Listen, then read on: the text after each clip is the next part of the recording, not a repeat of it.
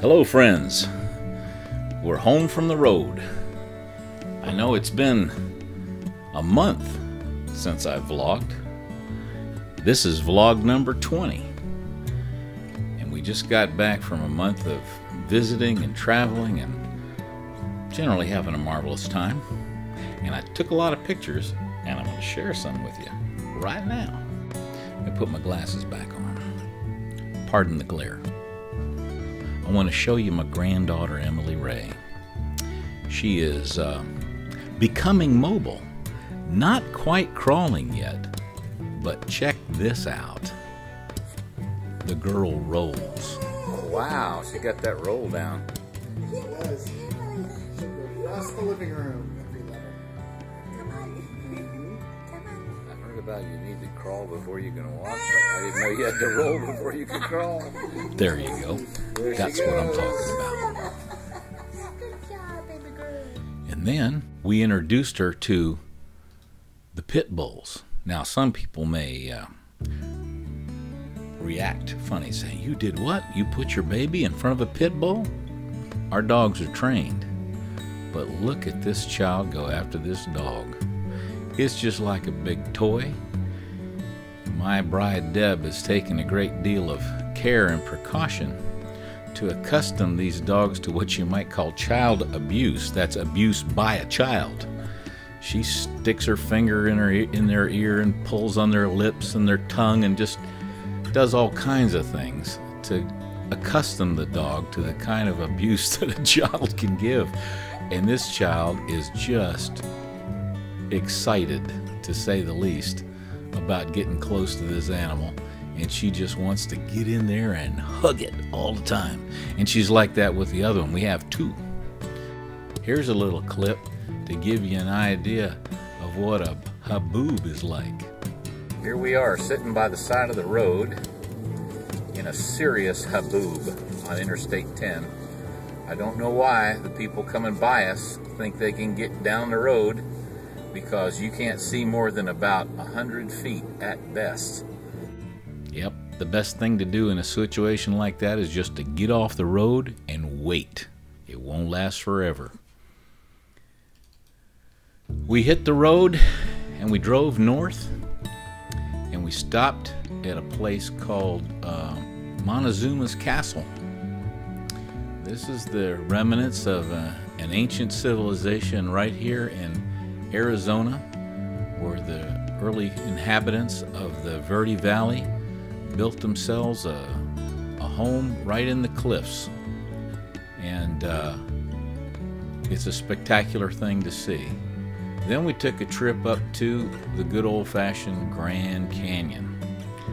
Now, the Grand Canyon is someplace that I think everybody ought to see for themselves, because as dramatic as the pictures are, nothing really does justice to it until you can immerse yourself in the real experience and feel the vastness of this incredible, incredible landscape. Let me take you right out to the edge here. Whoa. Pull back, boy, pull back.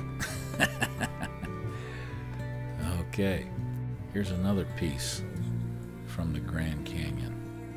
Sweeping vista. There's only 3 words I can say. Wow, wow, wow. Wow is all you can say. All you can say.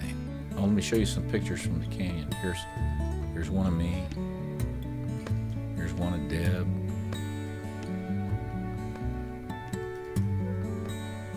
And this is a shot that Deb took of me standing there with my resonator guitar.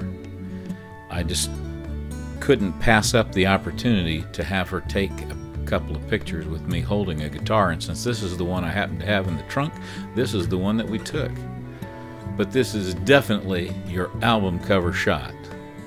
And in fact, I'm writing a song right now to go along with this, and I hope you'll appreciate it when the day comes.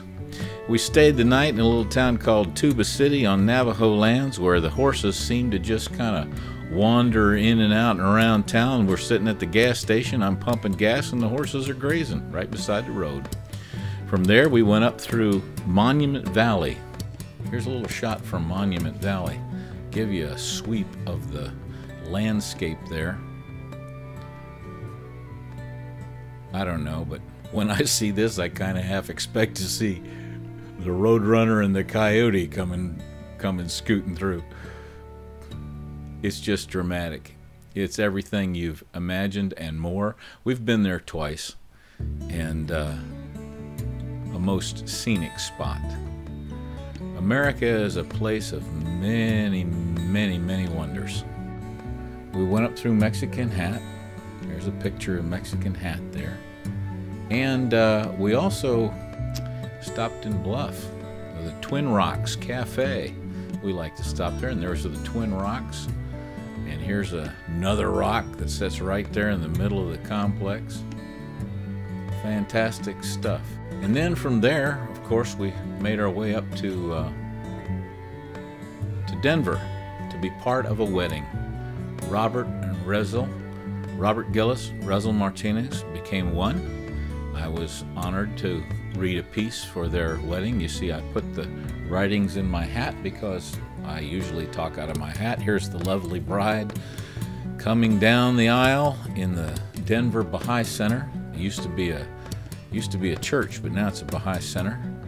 It was a marvelous affair, and the party afterward was superb. Here's Robert and Rezel during all the toasts that were going on. This is Robert's mom and his stepdad regaling us with some classical music. They're very good musicians, and I met some absolutely marvelous, wonderful people that I hope to correspond with in the future.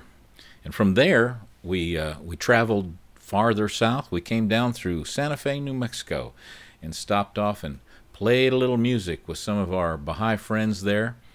It was a marvelous time, and I really enjoyed myself that night. My thanks here to Randy Freeman, our host, and for putting us up and arranging that musical evening. We had a ball, and of course then it was home, back to have dinner with my daughter and our son-in-law Cody, and of course our delightful granddaughter Emily Ray, who is just so full of wonder. So there you have it. There's our trip, and it's great to be back, and I'll try to make it not so long next time between vlogs. I'm working on a new tune or two. I'm going to do a few covers for you. I'm going to start putting out some videos of my old Baha'i songs from my Baha'i friends out there, and I hope you'll enjoy those. It's great to be home. Glad we made the trip. Don't really want to do it again real soon, though. It's a lot of miles, but we did enjoy ourselves. Thanks to all of you who helped make our trip a wonderful experience. And until next time, from here in Casa Grande, Arizona, I'm Daryl Elmer Rogers. Have a great day.